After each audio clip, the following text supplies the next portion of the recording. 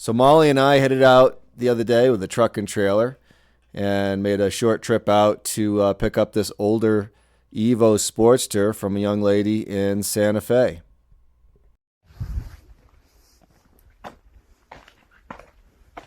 Okay, this is a 1994 Evo Sportster. Mostly intact, kind of high miles, runs but doesn't run correctly. So she's got 60 some odd thousand miles on it. Starts but has to run with the choke. Not sure exactly what's going on there. I'm going to do a compression test on her. Hopefully we don't have any issues there. But she wasn't too expensive, so hopefully I'll be able to flip it and make a profit. But she's got some small issues, including a missing cover for the battery, which I have already ordered, and a broken shifter, which got damaged in transport. So I've already ordered that as well, so I'll replace that. But I got to get it running properly, and just in general prettied up. She's not in bad shape. She needs tires probably, maybe both tires, because I'm noticing the date code on the back tire is well out of date, and I haven't found the date code on the front tire yet, but I am noticing some rot, a little bit of dry rot on the tire there. So probably needs both tires. Needs a clutch cable as well, it looks like, because we got a pretty good split in the clutch cable, so that needs to be replaced as well. So there's a bunch of little stuff, and hopefully I can get it to run right without too much effort, because I don't want to get into this for too much money, because I won't make anything on it. Hopefully we can get out from under this thing without too much investment.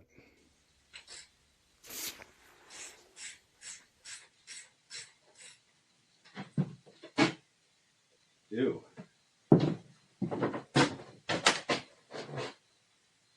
That's looking interesting. That's the front cylinder. And that is significantly different in the back. So back,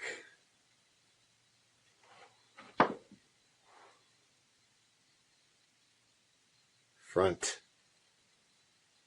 So let's see what the compression looks like between those two.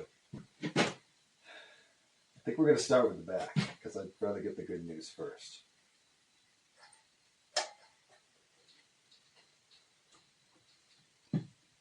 All right.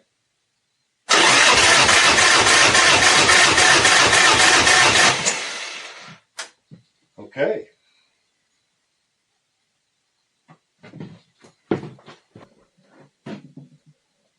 See, it's right about just under 140. That's fine.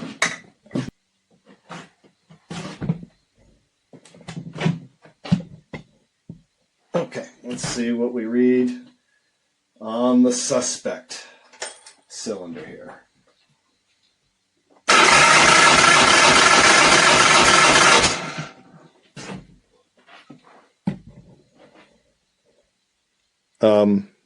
Even better. All right, good.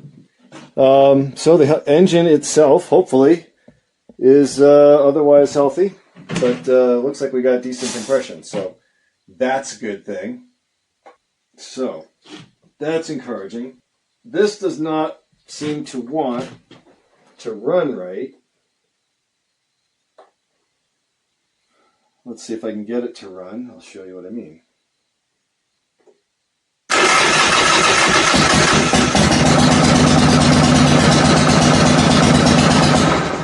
Yeah, so it won't run without the choke.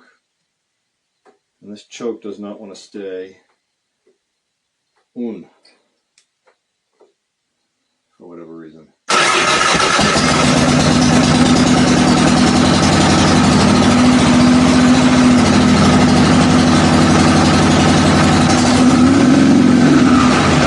Yeah, I don't know. Maybe there's an intake seal that's bad in this thing or something. But something's going on. I'm just going to leave this. So it's doing something weird. It as soon as you rev it once, all of a sudden it picks up and just takes off. So not sure what's going on there. Could be something funny like intake boot, carburetor boot maybe is bad, or the intake seals may be bad in it. Could be causing something weird. With the good compression that it's got, whoops. Okay, so a lot of oil in this thing. I gotta drain the oil before I really do anything else with it. They way overfilled the oil in this thing, but really thankful to see solid compression numbers in this thing. I forget to turn the fuel back off. So healthy looking engine so far. It sounds, other than the fact that it doesn't want to run right, it sounds pretty good. It actually doesn't make any weird noises, and everything on this bike appears to mostly work. It shifts. The brakes, the front ones at least, I haven't really had a chance to actually ride it because it doesn't really run right. Front ones seem to work. Needs tires and some other little stuff, but it does seem to have a solid engine at least. Just doesn't seem to run exactly right for some reason, probably related to fuel delivery, although I'm not entirely positive of that either. So we'll check. This is just, I mean, that's the compression test is just the first thing I did.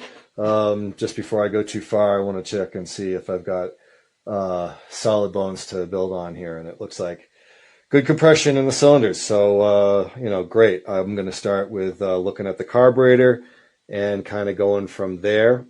But I'm kind of suspecting that we might be looking at bad intake seals or something like that. Okay, so moving on to the Shovelhead, I did buy that tool to try to get that plug out over that little tappet filter screen thing, and it didn't work. Couldn't get it out with that. Ended up improvising something else to do it, and you can see me there just taking it out using that tool just when it was finger tight. But I'm not putting that plug back in because I'm going to relocate the oil pressure gauge up to that spot, but I did get the little screen out. I did get the spring out and everything. So, and the screen didn't look too good. It's intact, but it's pretty gummed up with crap. So, I'll probably go ahead and replace that. I did clean it up best that I could. I think it's clean enough to put it back in, but it was full of crap inside. But I'm going to order a new one. I'm going to I think it's good enough to put it back for now.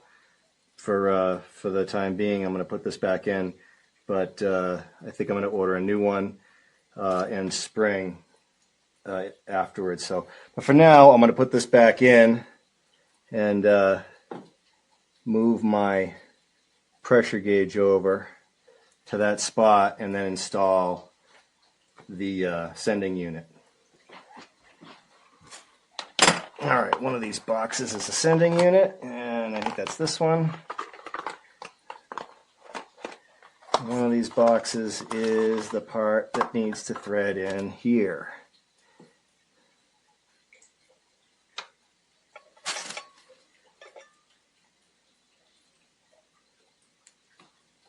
And now I won't need a special tool to get the stupid thing off.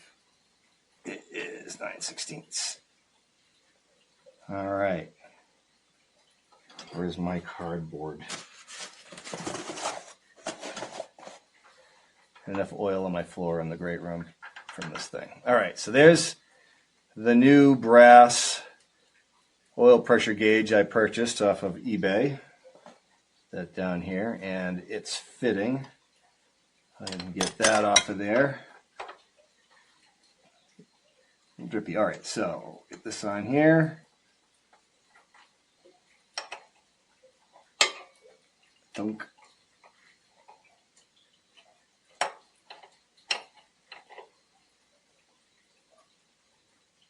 Let's try it right there. All right.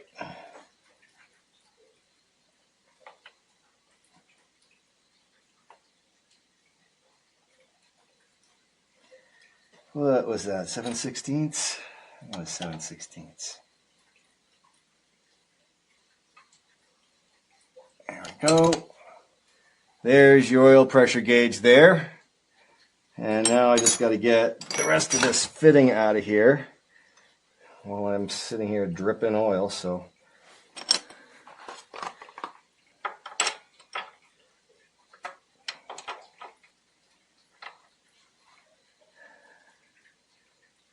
all right, I can go with the other parts I'm not going to reuse. And here we have, hopefully, the right sending unit, oil pressure sending unit. I got a little trouble getting my fingers in there.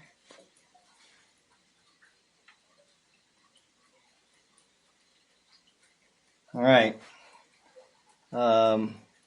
Geez, is that the only way they give you to tighten this thing? This with the, there's no, okay. It probably doesn't need to be super tight. But in theory, that's good. So I did also manage to get a couple of small projects done on the Chevy square body as well. All right, so this thing, I just happened to run into a guy at the auto parts store who said he had this. He was driving an old square body himself, same year as mine. Or no, I think his was an 80. I think his was an 81. So there's your plate. I don't know what this is. One fingers. There we go.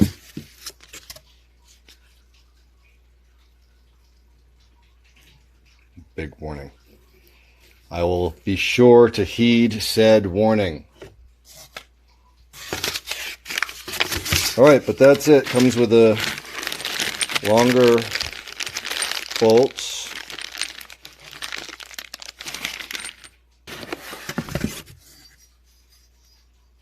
And then there's your spacer.